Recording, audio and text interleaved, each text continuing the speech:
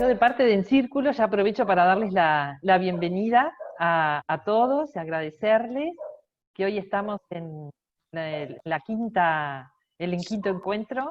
Es el último, pero después al final hablaremos a ver cómo puede seguir esto. Y bueno, me encuentro súper feliz por estar aquí, por todo lo que ha sido este camino. Y bueno, con la expectativa de tener un lindo encuentro hoy también. Queríamos hacer como la siguiente propuesta para hoy. Yo sé que acá hay gente que conoce sociocracia, algunos que incluso la practican, o sea, hay harta diversidad. Eh, y lo que queríamos primero era como agradecer y celebrar estos encuentros que nacieron de una conversación con el equipo de En Círculo, a raíz de que no pudimos hacer el taller que íbamos a hacer presencialmente en marzo. Y nació del grupo a propósito de toda la angustia que se estaba produciendo en el mundo en general, de intencionar estas sesiones bajo la economía del regalo. Y la verdad que me siento lleno de oxitocina acumulada. Apareció el eco justo en el momento más dramático. Eh, y, y nada, como muy, muy feliz de lo que ha sucedido en este viaje. Feliz de que se hayan incorporado James y la Lili en la tercera sesión. Y feliz también de poder hacer un cierre, eh, ojalá lo más clarificador posible. Entonces queríamos dejar algunos espacios para algo de reflexión de los que han podido venir a más de alguna de las sesiones. Y rematar con una pequeña práctica de uno de los patrones yo considero más relevantes de esta mirada de la sociocracia, que son las reuniones efectivas. Entonces, la idea es en algún momento compartirles el patrón de las reuniones efectivas y rápidamente armar en la práctica una reunión efectiva en grupos de a 5. Entonces, la agenda para esta sesión es que vamos a hacer un poquitito una pasada muy rápida por lo que ha sido el viaje. Después vamos a abrir un pequeño espacio de pregunta y respuesta, porque habían un par de personas que tenían preguntas ya. Y luego rematamos con este ejercicio del patrón de las reuniones efectivas, si les parece. Entonces, voy a compartir pantalla.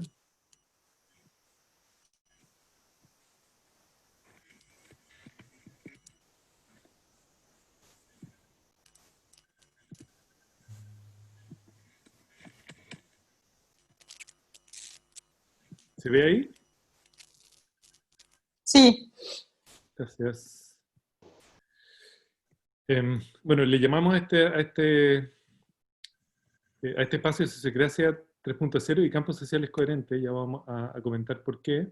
Y en la sesión original aparecieron algunas preguntas que son bien claves desde nuestra mirada, que tienen que ver eh, con el metamomento en el que estamos, que comentamos algo de eso, en este como gran cambio entre una visión del mundo y paradigmas emergentes que están naciendo, que están basados en la conservación del vivir. ¿Cómo no volver al estado anterior una vez que pase la crisis actual? Esta es una súper buena pregunta que nació de alguien en la primera sesión, un poco también como reflexionando respecto de cuáles pueden ser nuestros roles o los roles claves en este proceso. Si está alineado el cambio con los valores, y me acuerdo que la reflexión fue que claramente cuando hay un cambio paradigmático, si es que se intenciona, mientras no se modifican los valores y las éticas asociadas a esa visión del mundo, es bien poco probable que ese paradigma se mantenga en el tiempo. Entonces eso lo vamos a ver muy rápido. Las personas son capaces de modificar su microespacio. Gran pregunta. Hay bastante evidencia de que sí. La única momento, y si entendemos el microespacio como un espacio relacional, la mayor dificultad es cuando justamente hay diferencias de valores y ética desde los lugares donde se comparte. ¿Cómo evitar la manipulación y el control en espacios colaborativos? Si los espacios son colaborativos, no puede haber manipulación ni control, y si no son colaborativos, es bien altamente probable de que sí haya. Entonces ahí aparece este concepto de los campos sociales coherentes, porque un campo social coherente, para que se potencie la colaboración, es un campo social de confianza, porque los campos sociales que consideramos no coherentes tienen que ver con espacios donde se produce con mucha facilidad el poder sobre el otro, el poder sobre la naturaleza también, y por lo tanto hay bastante dificultad de poder generar ese potencial de colaboración si es que existen espacios de jerarquía muy alta. Entonces la sociocracia también nace de la reflexión profunda respecto de cómo repartir la responsabilidad de tal manera de que pueda florecer un espacio relacional de confianza, porque la colaboración está íntimamente relacionada con la confianza y la confianza está íntimamente relacionada con la calidad de las conexiones. Entonces, son preguntas que son muy claves. Bueno, ¿y cómo reconocer qué me hace bien? Creo que una buena medida para poder monitorear eso es la salud, ¿no? En todo sentido, relacional, individual, biológica, psíquica, etcétera. Entonces, yendo como al contexto de la sociocracia, cuando hablamos de los paradigmas emergentes para que la sociocracia pueda florecer, tiene que ver con que nuestras prácticas, las praxis y nuestras eidos, que son nuestras ideas, se vean fundamentalmente influenciadas por esta tercera parte de los paradigmas que tienen que ver con las éticas. Entonces, si la ética, los valores, la espiritualidad están alineadas de tal manera que puedan co-crear un campo social de confianza, es bien probable que el paradigma de funcionamiento comunitario, organizacional, dé espacio a herramientas y tecnologías sociales como la sociocracia. Entonces, hablamos de que normalmente, y esto es cuestión de que lo vean en ustedes mismos, porque este es un proceso, los cambios paradigmáticos se producen a nivel individual, a nivel colectivo y a nivel ecosistémico. Y cuando ocurren a nivel individual, es muy, muy fácil ver esto en la historia de cada uno, como un sistema de creencias llega un momento en que empieza a tiritar para luego decaer, y cuando empieza a tiritar es el momento donde empieza a emerger una nueva coherencia en esos sistemas de creencias. Y esto es como los grandes cambios que le ocurren a todo ser humano. O sea, es cuestión de que ustedes lleven esa reflexión a los momentos de cambio que han tenido y puedan observar este patrón, que es muy interesante de observar, porque esto ocurre una y otra vez. Muchas veces ocurren estos cambios cuando el dolor de cambiar es menor que el dolor de permanecer igual. Y muchas veces también pueden ocurrir estos cambios cuando entramos en un nivel de entendimiento masivo, ¿no? Cuando nos cae la teja, tenemos un insight, un momento ajá, tenemos un gran descubrimiento también. Desde la luz también puede producirse un cambio profundo que pueda permanecer. Entonces, y aquí yo comentaba antes de que, bueno, quizás lo vemos después. Aquí en esta lámina reflejamos solamente este proceso se llama la teoría dual de proceso, y que se basa en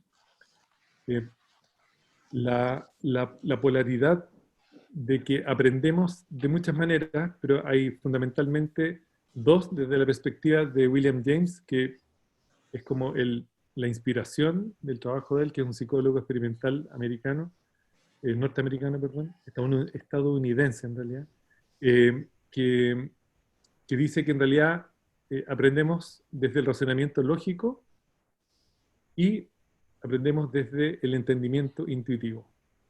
Y durante muchos años hemos estado sobreentrenados en una estrategia de razonamiento lógico, que lo que hace el razonamiento lógico, que ha tenido una virtud, ¿no es cierto? Porque intenta ordenar los contextos de tal manera de que podamos crear modelos. Entonces el razonamiento lógico, muy central en todo el siglo XX y en toda nuestra educación, está como fundamentado en esta idea de que lo más relevante en el ser humano es razonar, y lo interesante es que algunos experimentos de neurociencia cognitiva están demostrando de que la velocidad de procesamiento del razonamiento lógico es bastante baja. Entonces, se abre toda una experimentación desde el entendimiento intuitivo, que es bastante más rápido. Si el razonamiento lógico lo procesamos a 100 bits por segundo, el entendimiento intuitivo lo procesamos a 40 millones de bits por segundo. Y es como cuando uno dice, bueno, la intuición funciona de esa manera. Es una reacción rápida del ser humano frente a un fenómeno. Entonces, desde mi mirada, yo siento que hay mucho que aprender del entendimiento intuitivo, en particular en el siglo XX, porque en realidad el proceso cognitivo del ser humano es una circularidad que no se puede separar entre el entendimiento intuitivo y el razonamiento lógico.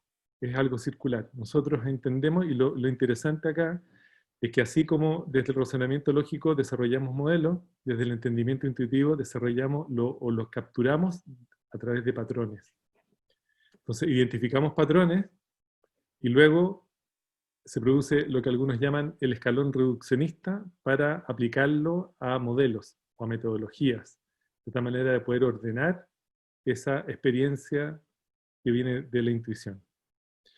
Para mí es muy relevante esto, porque cuando tuve la posibilidad de investigar respecto de patrones desde la mirada cognitiva con alumnos de la universidad, y fue muy interesante cómo el desarrollo de la capacidad de identificación de patrones nos puede ayudar grandemente cuando los contextos aumentan en su complejidad, que es un poco lo que está sucediendo ahora, ¿no? Los contextos son cada vez más complejos, volátiles, ambiguos, y nuestra capacidad para enfrentar ese nivel de complejidad no es la misma a la cual la complejidad aumenta.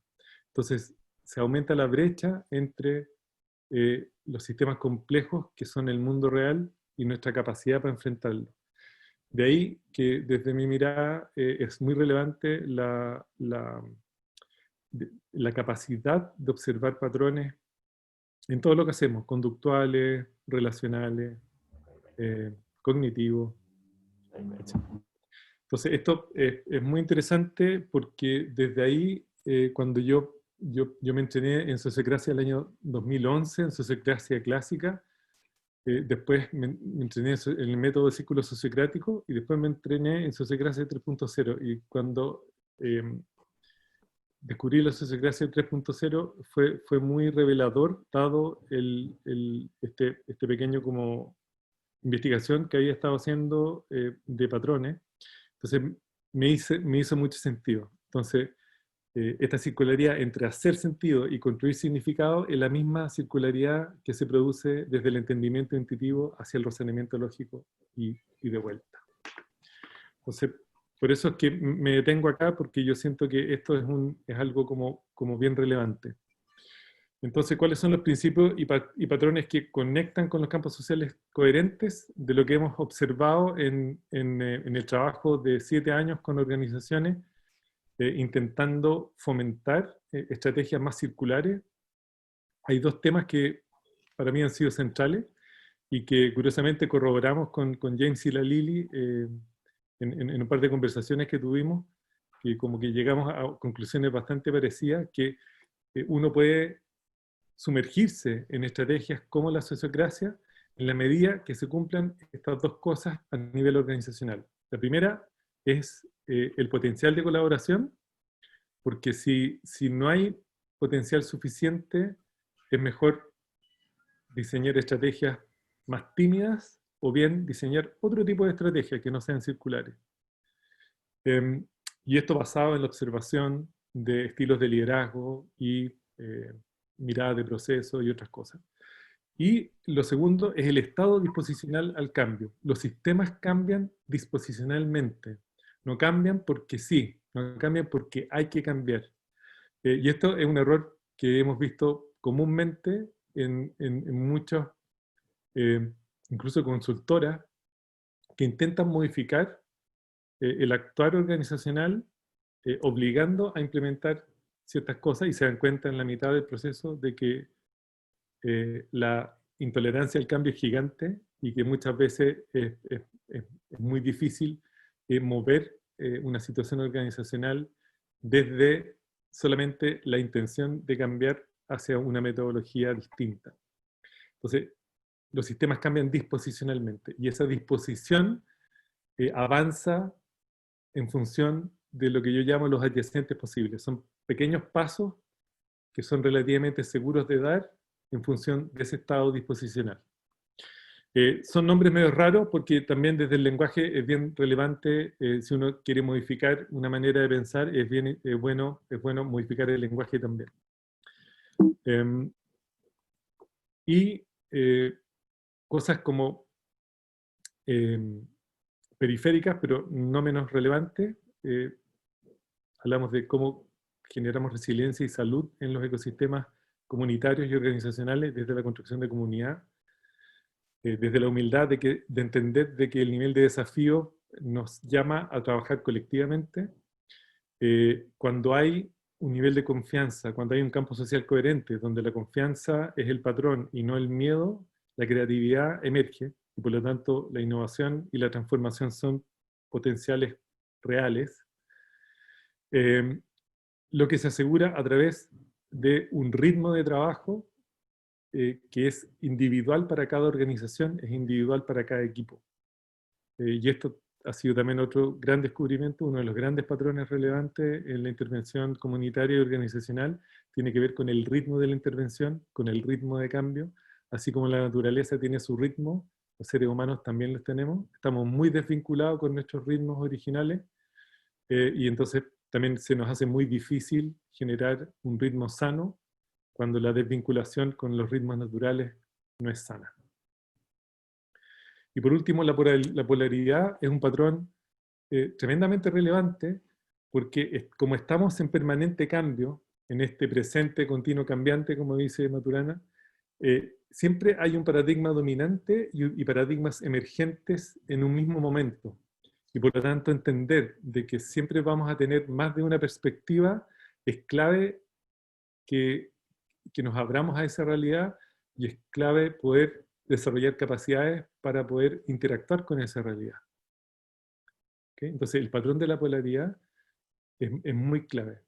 Siempre va a haber una perspectiva más desde el paradigma dominante del momento y va a haber perspectivas desde los paradigmas emergentes que son más proclives al cambio. Entonces mientras más nos abramos a esa realidad y más valoremos la diversidad de opiniones y el trabajo, sobre todo con aquellas personas que activamente piensan distinto a nosotros, más, ¿cómo se llama?, relevante va a ser el entendimiento cuando el entendimiento se logra.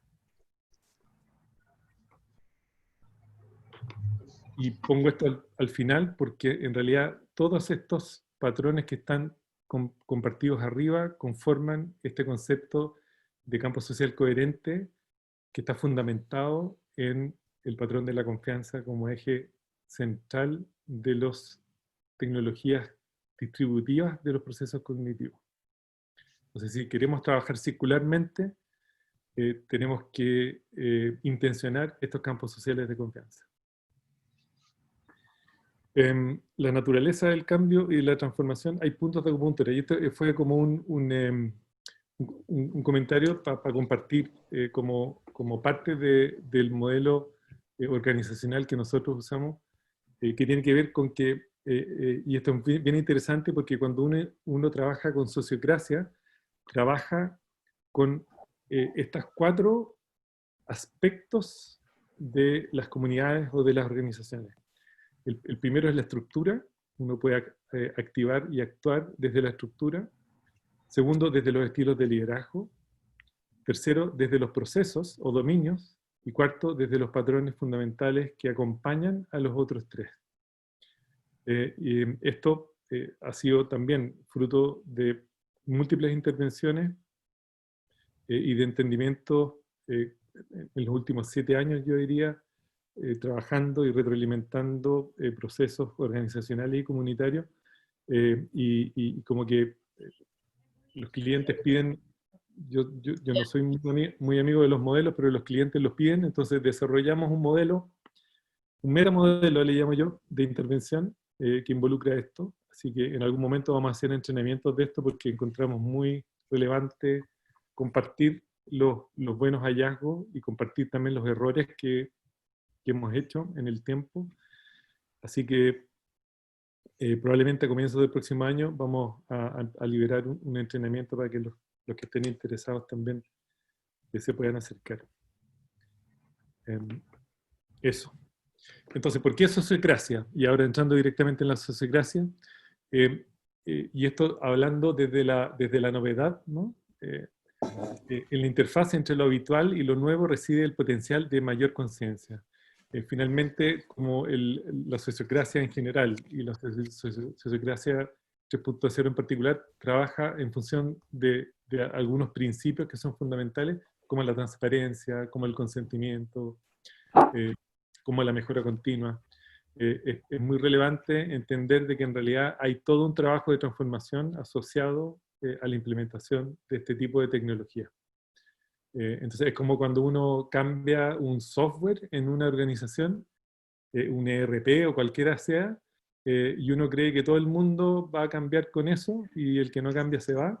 Y en realidad, si eso no está acompañado de una gestión de un proceso de transformación cultural, es bien probable de que el proceso sea bien poco exitoso.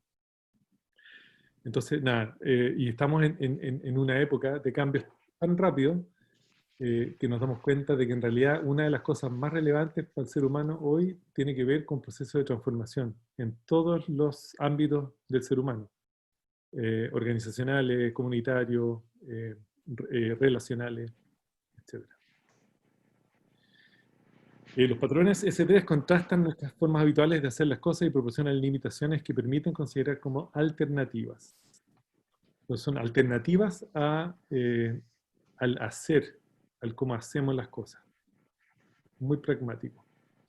Y acá hay 2 conceptos que son clave. Primero el concepto de dominio, que es un área distintiva de actividad, influencia y toma de decisiones dentro de una organización. Y el segundo concepto clave es el concepto de driver, que es como el objetivo clave de cada uno de los dominios, que tiene que ver con el motivo de una persona o un grupo para responder a una situación específica. Y comentábamos la última vez que cuando uno describe un driver, siempre describe un contexto y describe una necesidad. Y si yo tuviera que decir cuál es una de las diferencias más grandes entre la sociocracia 3.0 y la sociocracia tradicional, yo diría que la sociocracia tradicional se basa en valores, la sociocracia 3.0 se basa en necesidades, en lo necesario que sea suficientemente seguro para avanzar y suficientemente bueno para ahora. Y finalmente, para terminar esta parte como del resumen de lo que hemos compartido, quiero mostrarles 3 ejemplos de intervenciones que hemos hecho en algunas organizaciones que han sido muy interesantes procesos, donde observamos las organizaciones no como organigramas tradicionales, sino que las miramos desde la mirada de los dominios relevantes para las tomas de decisión. Entonces, este es el caso de Balloon Latam, donde determinamos ciertos dominios centrales y mientras hicimos este proceso de transformación, generamos un dominio amplio de transformación cultural que nos permitió tener acceso a todos los dominios organizacionales y terminamos en unos 8 meses, después de varios prototipos, a esta situación, que en el tiempo también va mudando, porque las necesidades, los dominios son un fenómeno dinámico, muy interesante poder verlo, las organizaciones y las comunidades desde los dominios, porque si uno observa una organización, No tenía. el ideal o una de las, ¿Cómo? una de las perspectivas más claves desde mi punto de vista es observar a las comunidades y las organizaciones como flujo de tomas de decisiones en el tiempo. Entonces, mientras mejor nos organicemos para tomar decisiones, más efectivos vamos a ser y más fácil va a ser el flujo de avance en los proyectos y las iniciativas. Entonces, acá hay un ejemplo muy interesante. Este segundo ejemplo es el ejemplo de Karun, donde también parece una constelación. Siempre tiene algo de constelación, pero fue muy interesante en este caso para Karun, que esta empresa que fabrica anteojos con toda una estrategia de economía circular y de reciclaje y de diseño como si fuéramos naturaleza. Era relevante el dominio de la filosofía de la marca, era tan relevante que la filosofía, si se fijan ahí, abraza la marca y muchas de los dominios operativos. Entonces fue muy interesante el proceso con ello y cada organización tiene dominios relevantes, clave en cada momento del tiempo. Entonces es una práctica que hay que hacer permanentemente. Finalmente, esta es una empresa de desarrollo de servicios de software y otros, que se llama Multiplica. Es una empresa que tiene presencia en 9 países y esta es la versión de Multiplica Chile, donde después de hacer este trabajo de dominio y de mirar la organización como un sistema complejo, se dieron cuenta de que podían promover y ofrecer servicios integrados en las distintas áreas en vez de ver las ofertas solamente por área. Y eso cambió totalmente la mirada de los clientes hacia ello y hoy día están piloteando dos desarrollos por primera vez con enfoque sistémico y les está yendo increíblemente bien. Entonces son pequeños, grandes ejemplos de casos exitosos solamente por observar, de reflexiones que nacieron desde observar la organización desde otro punto de vista. Entonces voy a parar de compartir ahora y darle la bienvenida a las caritas que vienen llegando y quizá abrir una pequeña conversa respecto de si algo les llama la atención o hay algún concepto que les quedó dando vuelta o quieren compartir algo o tuvieron un momento ajá en algún momento de la presentación, sería muy bueno.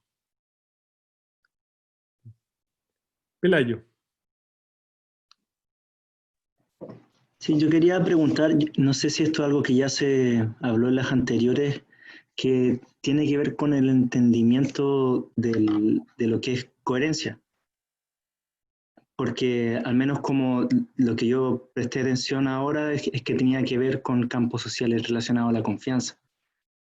Entonces, siento que es una palabra, al menos la coherencia, es como una palabra que tiene hartas entradas y quería ver cómo se veía desde la sociocracia o cómo se piensa un campo social coherente. Sí, súper bueno. ¿Viste la lámina donde comento de estos, de la estructura, de los estilos de liderazgo, de los procesos y de los patrones? Cuando una organización puede ser coherente y no necesariamente basada en campos sociales de confianza. Porque si la empresa es totalmente jerárquica y la estructura es jerárquica y los procesos son jerárquicos y los estilos de liderazgo son jerárquicos, puede que sea una empresa coherente, ¿Se entiende? Entonces, ¿qué es lo que pasa cuando uno observa ese tipo de coherencia? Yo en ese tipo de empresa no voy a intentar implementar sociocracia, ¿ok? Porque me va a ir mal. Entonces, el concepto que está detrás es que cuando un consultor o alguien que está observando la organización o la comunidad desde afuera puede dar cuenta de la coherencia entre ciertas capas, es muy relevante poder ver eso, y muchas veces lo que se produce es que hay una incoherencia en esas capas. Entonces, dentro del mismo ejemplo, y esto lo he visto muchas veces, por eso lo tengo fresco, hay mucha gente que implementa sociocracia por implementar sociocracia. Entonces, cuando tú implementas sociocracia por implementar sociocracia, te das cuenta de que la estructura la estás obligando a trabajar de una manera circular, pero los estilos de liderazgo son jerárquicos, los procesos son jerárquicos y los patrones relacionales son jerárquicos. Entonces lo que tú estás generando en realidad es una incoherencia, a menos que te hagas cargo de un proceso sistémico que te pueda generar una coherencia distinta. ¿Entiendes? Ahora, ¿cuán difícil es? Va a depender de la disposición al cambio y del potencial de colaboración que tengan los equipos de trabajo. Por eso, para mí, esa observación es muy clave. ¿Entiendes? Súper. ¿Alguien más tiene algún comentario o pregunta? Hay preguntas en el chat, Ronald. Daniela nos pregunta qué serían los dominios para la sociocracia. Y después Cecilia tiene otra pregunta: ¿cómo pasas del miedo a la confianza desde la perspectiva de la sociocracia cuando existe real voluntad de hacerlo? Al menos una grieta por donde entrar. Bueno. A ver, la primera sería el dominio para la sociocracia. El dominio para la sociocracia es un espacio donde se puedan tomar decisiones. Uno de los principios sociocráticos más clave tiene que ver con que las decisiones las puedan tomar aquellos que se van a ver afectados por la decisión. Entonces, cuando las decisiones se toman jerárquicamente, lo que en realidad se está haciendo es que se toma una decisión y luego se obliga a implementarla. Y lo que genera eso, genera desempoderamiento, genera falta de reconocimiento, genera una serie, incluso genera dependencia. Entonces, es muy interesante que cuando se reparten los procesos cognitivos y se reparten las responsabilidades, se producen muchos fenómenos simultáneamente que pueden como favorecer el proceso general. Entonces, los dominios, es muy relevante tener la mirada de dominio, porque los dominios están muchas veces muy relacionados con los procesos principales de las organizaciones. Entonces, te doy un ejemplo. Las organizaciones normalmente se ven como en silos de administración, de operaciones, de, qué sé yo, finanzas, administración, etc. Pero si uno mira los procesos, de repente, uno dice, a ver, ¿qué proceso? Y este es un caso real, hicimos una intervención en una empresa de logística, y uno de los problemas que tenían era que no lograban facturar el 100% de los servicios que proveían en el mes, lo que significaba que tenían problemas de flujo permanente. Entonces, la pregunta fue, bueno, ¿cuál es el proceso de facturación y cuáles son los inputs que necesita ese proceso? Y diseñamos el proceso, dibujamos el proceso completo, juntamos a los involucrados en las tomas de decisiones del proceso, y nos dimos cuenta que había ahí un dominio, era el dominio de la facturación, que hacía participar al 100% de los departamentos de la organización. Porque, por ejemplo, el departamento de operaciones les daba las horas máquina, el departamento de servicio técnico les daba el input de los repuestos, el área comercial le daba el reporte de los cobros del cliente o de los cambios de las máquinas. Entonces nos dimos cuenta que era un dominio central. Entonces lo hicimos conversar, desarrollamos una estrategia para identificar las responsabilidades de todo el proceso y lo hicimos trabajar circularmente. Y la empresa Y ahí aprovecho la otra pregunta, de buscar las grietas. La empresa está justo en un proceso de reidentificación, resignificación de los bonos asociados a, ¿cómo se llama?, al desempeño. Entonces dijimos, ¿qué pasa si los bonos los asociamos a estos procesos que son colectivos y no solo a los procesos individuales? Que es como la clásica estrategia de pago de bonos. Entonces, tuvimos una súper sorpresa porque ellos estuvieron de acuerdo en asociar el 70% del bono a dos procesos que eran colectivos, uno de los cuales era este proceso de facturación. Y resultado es que a los 2 meses estaban facturando el 100% y estaban todos felices porque el flujo mejoró, el bono se lo sacaron todo y se generó una comunicación muchísimo más fluida. Entonces, el siguiente adyacente posible que hicimos fue desarrollar protocolos de comunicación y la empresa se transformó. Entonces, ese es un ejemplo de cómo la mirada de dominios muchas veces puede incluso ayudar a una empresa que se movía de una manera jerárquica, pero que nosotros identificamos en ese caso que tenía un potencial de colaboración muy grande. Había mucho respeto entre la gente, había mucha admiración dentro del ecosistema laboral. Entonces, y había gente que venía trabajando de muchos años con la familia dueña de la organización. Ya iban en la segunda generación de familia que eran los dueños y que por lo tanto también trabajaban diariamente con el equipo. Entonces había una admiración y un respeto muy grande. Entonces ahí hay un ejemplo muy bueno de cómo uno puede, desde una grieta, visibilizar el potencial y poder trabajar aprovechando estas estrategias circulares. Y al poco tiempo estaban trabajando con reuniones efectivas, y estaban trabajando, incorporamos la toma de decisión por consentimiento, que fue genial. Así que nada, fue como un caso súper interesante de compartir. Así que gracias por esas 2 preguntas. Ronald, yo te quiero hacer una pregunta. Don Ignacio, te muteaste. No, ahí sí, ¿me escuchas? Ahí sí, ¿cómo estás? Hola, oye, bueno, muchas gracias por todo. Me quedé súper enganchado con tu idea del ritmo de cambio.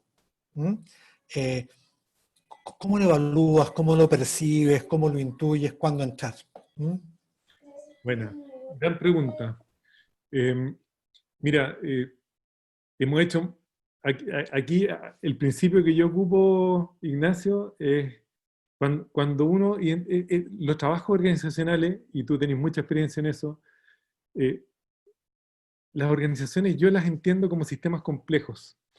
¿Y por qué digo esto? Porque muchas veces hay algunas áreas organizacionales que pueden entender y que uno las puede tratar como áreas más ordenadas, pero la mayoría de las áreas organizacionales son sistemas complejos. Y los sistemas complejos, una de las cosas que he ido aprendiendo es que necesitamos hacer experimentos en paralelo que se llaman catalizadores, que si son beneficiosos se transforman en atractores y ahí uno diseña estrategias de amplificación. Entonces, los experimentos que hemos hecho, yo siempre por lo menos parto, por ejemplo, cuando uno quiere desarrollar estrategias para mejorar un ritmo de reuniones operacionales o ritmo de reuniones estratégicas. La primera distinción que yo hago es que la reunión estratégica tiene un ritmo muy distinto a la reunión operacional. ¿Ya? La reunión estratégica en general es divergente, la reunión operacional en general es convergente. Entonces, el gran problema que tienen las organizaciones cuando hacen reuniones es que mezclan temáticas estratégicas con temáticas operacionales. Y eso hace que de repente las reuniones sean larguísimas y que queda la sensación al final de la reunión no solo de cansancio, sino que de que no avanzaste. Entonces, primera distinción, separar reuniones estratégicas de reuniones operativas. Y en su gracia, eso muchas veces a las reuniones estratégicas las llaman reuniones de gobernanza y a las reuniones operacionales porque operativizan esas decisiones de gobernanza. Entonces, primera distinción esa, y por lo tanto separar esas temáticas es el primer ritmo al cual yo recurro. Y luego, yo parto muchas veces con las reuniones operativas semanales y voy evaluando mes a mes si es que ese ritmo necesita aumentarse o disminuirse. Y cosa curiosa ocurre cuando la gente empieza a reordenarse con los ritmos naturales, es que, por ejemplo, las reuniones en verano son más seguidas y más cortas que las reuniones en invierno. Eh, y esto que puede sonar tonto, en realidad hace mucho sentido cuando tú te fijas, en invierno la gente necesita un poco más de contacto, un poco más de tiempo, un poco más de interacción. ¿Te fijáis? En verano pueden ser más seguidas, pero más cortas. ¿Te fijáis? Porque hay más calor, porque hay... ¿Te fijáis? Entonces, ha sido súper interesante para mí esta investigación de los ritmos perfectos. Que digo perfectos porque en realidad nunca lo son y varían de organización en organización, incluso de equipo en equipo. Entonces, pero es muy relevante, creo, generar la conciencia del equipo para observar cuándo aumentar el ritmo, cuándo disminuirlo. Y otra cosa tiene que ver ya con la dinámica de la reunión, que muchas veces, y un poco para favorecer esta estrategia de campo social de confianza, siempre partir con un check-in emocional y terminar con un check-in emocional. Y si es que terminas emocionalmente peor que como entraste, quiere decir que hay algo muy disfuncional en la dinámica de la reunión, ¿no? Entonces son pequeñas cosas que ayudan en estrategias de efectividad. Y lo otro que también investigamos como harto, porque hacemos mucha experimentación, tiene que ver con el nivel de roles dentro de las reuniones. Entonces, siempre tiene que haber alguien que cuide el tiempo, siempre tiene que haber alguien que cuide el foco, y siempre tiene que haber alguien que cuide la armónica distribución para que todas las voces sean escuchadas. Porque si no pasa que siempre el que es más extrovertido tiende a acaparar la atención de todos y termina la gente sintiéndose no escuchada, sintiéndose que pierde tiempo en las reuniones y solamente amplificando el ego de esa persona que está haciendo la intervención. Entonces, un poquitito por ahí. Hay mucho que compartir de ritmo, pero el ritmo siento que es un patrón que es muy relevante en todos los aspectos organizacionales. Gracias por la pregunta. Está muy buena. ¿Habrá algo más, Elena? Estoy mirando en el chat y me parece que no. ¿Qué guardianes los tres fluires? A ver, dice la Andrea. Andrea, ¿está por ahí? Si puedes aclarar la pregunta. Sí, la pregunta era si puede ser la misma persona que guardiane los tres fluires, el controlar el ritmo, el timing, que nadie monopolice la palabra, que la palabra circule por todos y tal. Mira, las mejores experiencias las hemos tenido cuando los roles son dinámicos y cuando todas las personas pasan por todos los roles, porque de esa manera uno aprende a ponerse en el lugar del otro, genera mucha empatía poniéndose, por ejemplo, en el rol de la persona que cuida el foco, porque esa persona normalmente es como el pesado de la reunión, como decir, a ver, volvamos al foco, pero cuando a uno le toca ese rol, corporiza, lleva al cuerpo todas las emociones que pasan por ese rol, y por lo tanto es muy, muy relevante. Entonces, idealmente que sean dinámicos los roles, que todo el mundo tenga la experiencia de todos los roles, y si las reuniones son muy pequeñitas, con muy pocas personas, que puedan ir rotando, sobre todo en el rol de la facilitación de la reunión.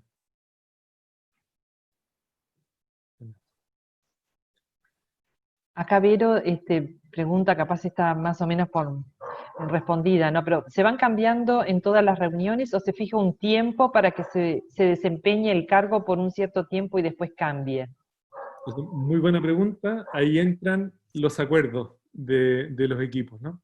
Si el equipo acuerda mantenerlo durante un mes, se mantiene durante un mes y luego se cambia, o si el equipo acuerda que sea rotativo permanentemente, también se puede acordar así. Eso es otro aspecto del ritmo organizacional. Muy interesante. Bien, por ahora no más preguntas por acá en el chat. ¿Puedo hacer otra más? Disculpen. Sí, gracias. Yo no soy experto en sociocracia, puedo estar haciendo una pregunta francamente estúpida, pero a mí la noción de driver me parece notable. Intuyo, Ronald, no sé nada de sociocracia, pero intuyo que driver es aquí, presente y focalizado y no las típicas estrategias de planificación futura. No sé si puedes explicar, a lo mejor ya lo explicaste, pero llegué tarde. Sí, no hay problema. No hay preguntas tontas. Lo sabe, Ignacio. Sí, el concepto de driver yo diría que también es un concepto que trae la sociocracia 3.0, que viene un poquitito también de la agilidad. Y justamente se focaliza en el presente, sí, porque es tarea de todos identificar el contexto y las necesidades del presente que te ayudan a identificar esa descripción de driver. Y driver, si uno lo traduce, es como el conductor, es como el objetivo que conduce el dominio, ¿no? Entonces, es como si uno hiciera una descripción del dominio y esa descripción se hace bajo la fórmula del driver que tiene que ver con la descripción del contexto y las necesidades asociadas al dominio. Entonces, muy interesante porque cuando hay subdominios, uno identifica subdrivers. Entonces, pasa a ser parte del lenguaje de la estructura. Entonces, es muy interesante. Buenísimo. Ronald, hay más preguntas. Bueno, a ver, ¿hay mapas que muestran estos conceptos y procesos? Soy visual y me encantan los mapas, dice Rodrigo. Ajá. Claro, o sea, lo que uno desarrolla cuando con esta mirada de dominios es justamente mapear fundamentalmente los procesos más relevantes de la organización, que son aquellos espacios donde la toma de decisiones hace sentido, digamos. Y entonces, normalmente lo que se hace es que una vez que uno mapea los procesos o mapea los dominios más relevantes, a veces los dominios tienen que ver con los departamentos organizacionales o con las áreas comunitarias, pero a veces no, a veces tienen que ver mucho más con procesos que con áreas. Entonces, lo interesante es entender de que hay dominios emergentes que aparecen en un momento del tiempo organizacional o comunitario y que muchas veces en otro momento pueden incluso hasta desaparecer o alojarse en otro dominio, ¿no? Todo depende de el foco y la relevancia para ese momento de la organización o de la comunidad. Entonces, es muy buena pregunta porque a mí por lo menos, mi estrategia cuando uso S3 es que lo primero que hago es un mapa de dominios de la organización o de la comunidad. Y eso es como la base fundamental desde donde deriva todo el resto. Derivan los drivers, derivan las reuniones, derivan todo el resto de las cosas. Pero hay gente que parte armando un círculo central, ¿no? Hay como varias maneras de entrar en esta tecnología social. Entonces, Hay otra pregunta. ¿Qué pasa cuando alguien está en un círculo y no asiste o no trabaja? ¿Se le puede pedir que se vaya? Y al ingresar, ¿se pueden poner requisitos? muy buena pregunta también. Los círculos, o sea, uno de los principios del trabajo con Sociocracia 3.0 tiene que ver con el principio de la responsabilidad. Entonces, son temáticas que son permanentes en el hacer organizacional y por lo tanto están en permanente evaluación. Entonces, cuando se evalúan los roles, aparece automáticamente la carencia o el cumplimiento. Y eso es muy bueno porque se abre una conversación como dando todas las posibilidades para que se resuelvan ese tipo de conflictos y como abiertamente, ¿no? Y a tiempo, antes de que se transformen en una bomba. Que también hay un concepto que a mí me gusta mucho aplicar, que no viene de la sociocracia, pero que tiene que ver Y hay otro de la sociocracia que también es muy aplicable, que tiene que ver con el navegar desde las tensiones, ¿no? De las tensiones relacionales. Cuando ocurre eso, siempre se genera una tensión. Entonces, es muy bueno identificar esas tensiones a tiempo, que es el concepto del weak signal detection, que detectar esas tensiones cuando son pequeñas, como cuando son señales débiles de un potencial problema más grande, y poder atenderlo tempranamente, porque si se atiende tempranamente, se puede resolver de una mucho mejor manera. Cuando se atiende tardíamente, normalmente tiene que ver con una expulsión o con un congelamiento o con un problema relacional muchísimo más grande. Entonces, es interesante esa pregunta. Y la segunda parte, claro, cuando uno muchas veces el mismo grupo, si uno es ortodoxo en la experiencia sociocrática, el mismo grupo va como proponiendo roles y proponiendo personas. El proceso, el patrón de la nominación de los roles. Entonces es interesante también, porque si esto se logra trabajar desde esa dinámica permanentemente, es todo un proceso que es colaborativo y es participativo. Entonces se disminuye muchas veces las posibilidades de error, porque normalmente se nominan a las personas que son capaces técnica y emocionalmente de cumplir el rol que se está nominando. ¿Entiendes? ¿Ronald? Sí. Ale. Hola, hola, ¿cómo estáis? Bien, ¿y tú? Bien, también. Oye, una consulta complementaria en base a lo que estabas diciendo precisamente ahora. Cuando existe una estructura laboral determinada por ciertas profesiones y efectivamente hay un trabajo en equipo necesario, pero alguno de los participantes no tiene ese concepto de colaboración y como dices tú, se detecta el problema en una instancia inicial, se tratan de hacer acciones para la integración al sistema colaborativo en el fondo, pero aún así esa persona como que no fluye en esa colaboración, como que se niega.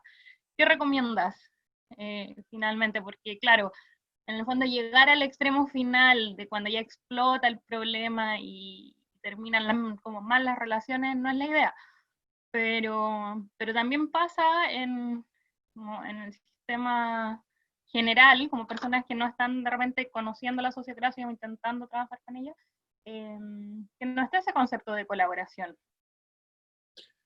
Es súper buena pregunta, Ale. Mira, o sea, habría que entender un poquito más el contexto, pero se me vienen dos cosas. La primera es que cuando se detecta a tiempo y se abre una gestión del conflicto participativa, hay un efecto del círculo que es bien maravilloso. Normalmente, en muchos casos se logran resolver desde un trabajo circular, como gestionar el conflicto circularmente, abiertamente, y normalmente se mejora mucho el tipo de comportamiento. Ahora, si aún así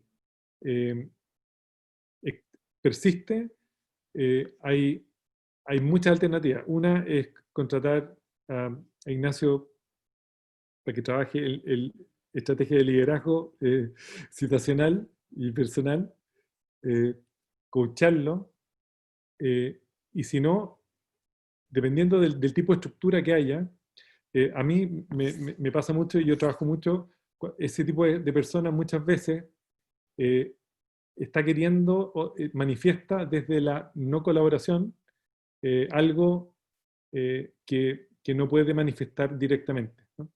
Entonces,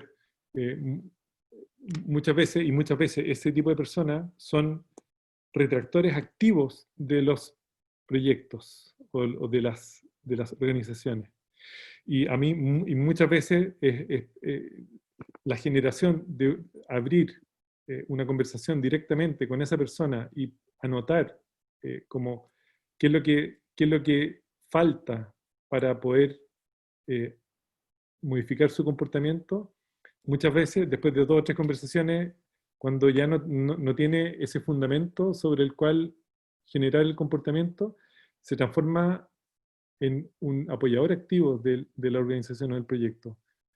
Si es que el perfil es ese, ¿no? Y si es que la temática tiene que ver con la falta de una complementariedad de su sueño respecto de la organización o el proyecto.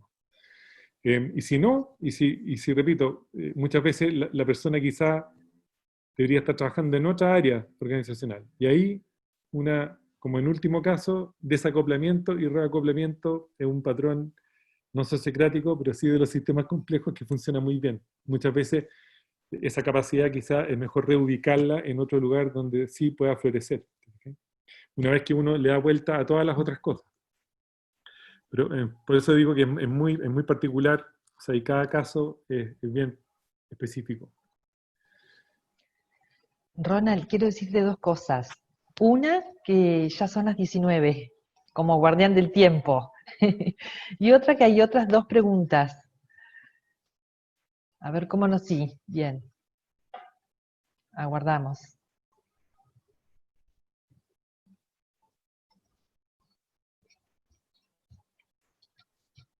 Perdón, un gesto técnico. Ok. Bueno, te decía que estamos en el tiempo, Sí. y que hay dos preguntas más que no fueron contestadas, pero a ver cómo nos organizamos. Sí, yo creo que la práctica ya no la alcanzamos a hacer porque es largo, pero está en el manual que compartimos en el Drive. Si es que alguien no lo tiene, podemos compartir el Drive también, o le mandamos nos deja su ¿Su mail? su mail y le mandamos el manual gratuito porque es open source, y ahí aparece en detalle el proceso de las reuniones efectivas, para que lo puedan practicar. Genial. Entonces, quizá atendemos un par de preguntitas más y vamos cerrando. Bueno, entonces acá había una de Steven que decía, mencionaste que hay un movimiento desde actuar desde valor hacia actuar desde las necesidades. ¿A qué tipo de valores te refieres? ¿Valores éticos o valores económicos? Sí, a los valores éticos. Muy Sí. bien. Sí, porque en el fondo es como dice Otto, ¿no es cierto? Es como el lugar desde donde uno opera, ¿no? Que corresponde al sistema de creencias. Entonces, cuando los valores están asociados a las prácticas, es muy coherente. Pero cuando los valores no están asociados a las prácticas, es muy incoherente y se producen como tensiones profundas. ¿Se entiende? ¿Y ya por ahí la pregunta que ha respondido? Sí, gracias, Ron. Bueno, después Cecilia pregunta, ¿cómo se articula el paso de lo tradicional, votación al consentimiento para tomar decisiones en un equipo? Eso es muy entretenido. Ese Largo. proceso es muy entretenido. Es muy entretenido ese proceso porque cuestiona cosas fundamentales. Porque es muy distinto el espacio relacional de que la mayoría gana, porque eso está basado en la creencia de que hay algunos que ganan y hay unos que pierden. Y está basado en el patrón de poder sobre. ¿Entiendes? Entonces, es muy interesante ese movimiento, porque cuando uno empieza a practicar y empieza a escuchar al otro y se da cuenta de que el consentimiento tiene que ver con que no haya objeciones solamente,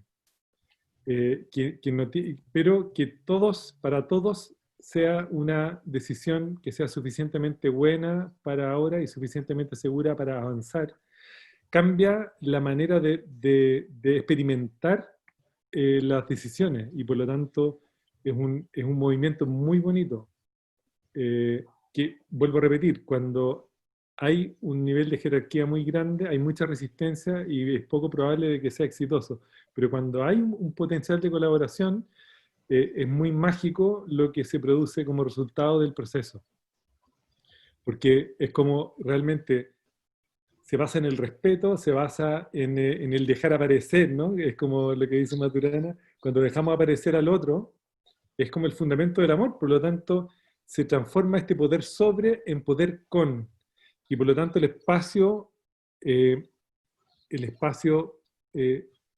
emocional, desde donde se toman las decisiones, y el espacio emocional de sentirse participando y de sentirse reconocido en esa posibilidad de decidir, es clave, es mágico. Y por lo tanto es muy bonito como probarlo, ¿no? Y ver qué pasa, porque ahí se pueden abrir conversaciones que probablemente nunca se hayan abierto. Entonces, hay que puro experimentar. Gracias, Cecilia, por la pregunta. Ronald, yo tengo una que cuando estuvieron James y Lily, hablaron de que había muchos patrones. Sí, si uno mira la guía, hoy día, y si miran la guía, creo que actualizaron un par de patrones hace poquito en el sitio web. Son 75 patrones, en realidad, distribuidos en ciertos dominios. Entonces, quizás solo comentar de que, repito, una de las gracias de trabajar con patrones es que uno puede ir incorporando en pequeñas dosis en función del estado disposicional del sistema. Entonces, para mí se me hace muy, muy fácil poder definir cuáles son esos 2 o 3 patrones que voy a incorporar en los próximos 3 meses, por ejemplo. Y luego evaluamos y decimos, ok, profundizamos en estos patrones o incorporamos 3 más.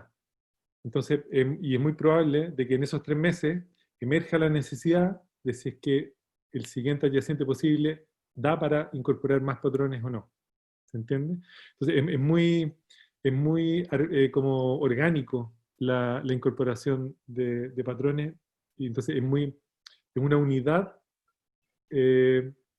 muy amable para atraer. No es un sistema completo que tienes que implementar, sino que tú vas implementando en la medida que ves un potencial de colaboración y que ves un estado disposicional del sistema a avanzar en esa dirección.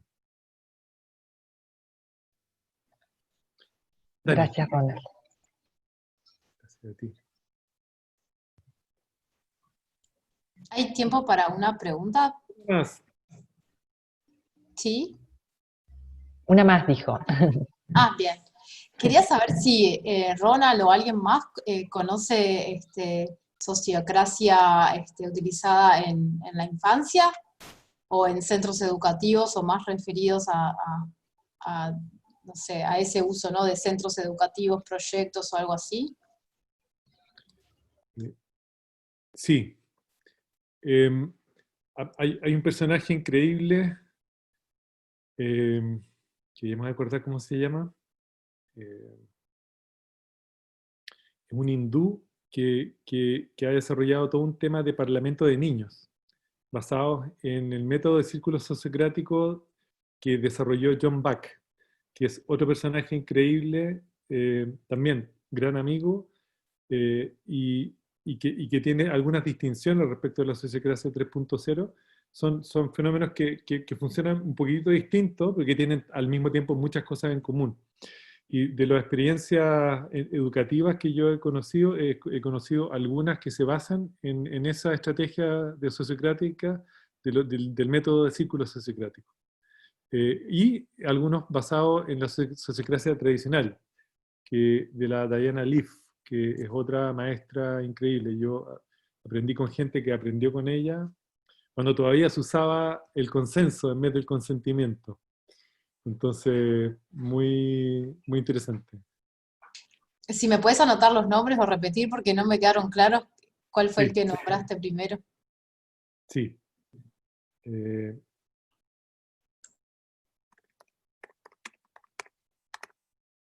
Nosotros lo hemos estado usando con las niñas y los niños, y en algunas reuniones, como cuando aparece algún conflicto, bueno, nos sentamos como en un círculo y podemos conversar sobre lo que está pasando y manejar las tensiones que fluyen y llegar a consentimientos. Está muy, muy bueno, la verdad. Quería buscar más experiencia en eso. Sí, yo te voy a conectar con este personaje que ha hecho ese trabajo de parlamentos comunitarios, que es increíble. Me interesa mucho. Sí, Gracias. dale, yo me quedo con esa tarea, te voy a mandar el... Gracias. Ujú. Oye, ya pues, y llegamos a las 6:20. Sí, Está sobre la hora. con la Así introducción casi. Pero sí, estuvo muy interesante, Ronald. sí, me alegro.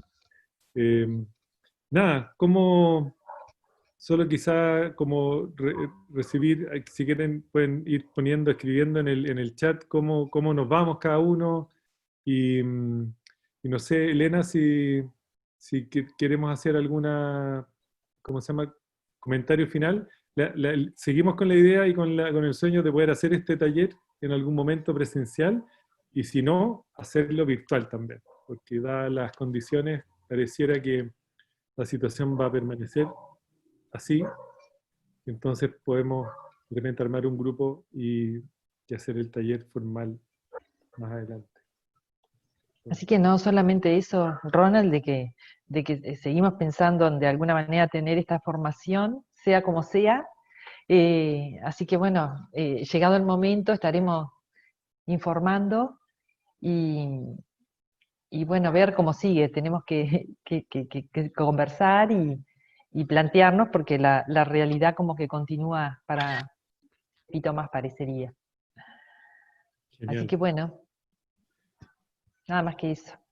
Súper, yo quiero agradecer al grupo En Círculo, grandes amigos del alma, Elena, Analía, Stefan que anda por ahí, la Majo que parece que no apareció, pero que seguro que está con el corazón acá.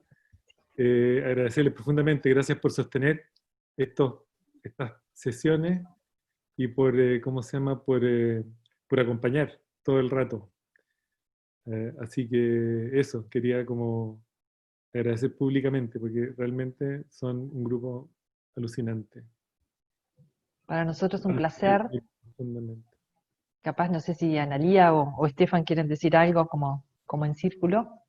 Sí.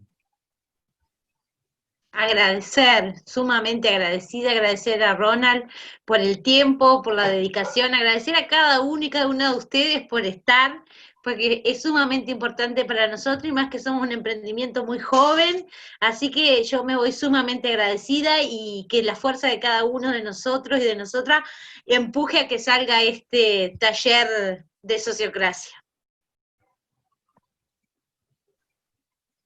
Bueno, yo por mi parte lo mismo, el agradecimiento en realidad a Ronald por todo este proceso y bueno, a todos los que se han sumado en todas estas jornadas y la verdad que han sido herramientas muy buenas, nos quedamos con mucho y tal como lo dicen muchos de los comentarios, nos quedamos con ganas de más. Así que bueno, a intencionar ese taller presencial o virtual que permita profundizar y seguir aprendiendo en conjunto. Gracias. Bueno, puro agradecer, gracias por aparecer, los que aparecieron hoy día, geniales, viene alguien llegando, qué divertido. Así que va a llegar a la despedida. A la despedida. Sonia.